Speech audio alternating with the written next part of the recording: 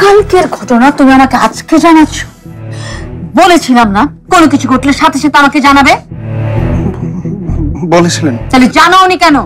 আমি আসলে মানে আমি সাথে সাথেই জানাতে চেয়েছিলাম, কিন্তু ওই গতকালকে পারি আসায় ওর সাথে কথা বলতে গিয়ে ভুলে গিয়েছিলাম। যেটার জন্য টাকা নিচ্ছ সেটা ভুলে গেলে হবে? একদিনে কত কিছু এলোমেলো হয়ে যায় জানো তুমি? একটা মাত্র কাজ দিয়েছি সেটা এত ইরেসপন্সিবলের মতন করছো। ওকে আবার এবারে ঠিকানা দিয়ে দাওনি তো? তাও ভালো।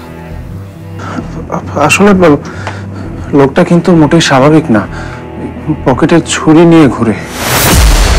আচ্ছা, ওই লোকটা আপনাকে কেন খুঁজছে? আমারও পিছু নিয়েছিল। দেখছি আমি। কি করবেন আপনি? সেটা তোমাকে জানতে হবে না, তুমি যাও এখান থেকে।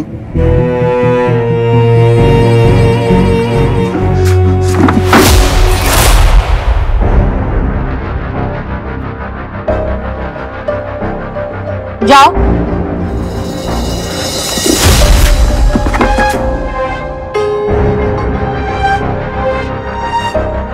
শোনেন, ওয়ালটন মাইক্রোওয়েভ ওভেনের খাবার গরম রাখে দীর্ঘ সময় ধরে। Walton microwave oven.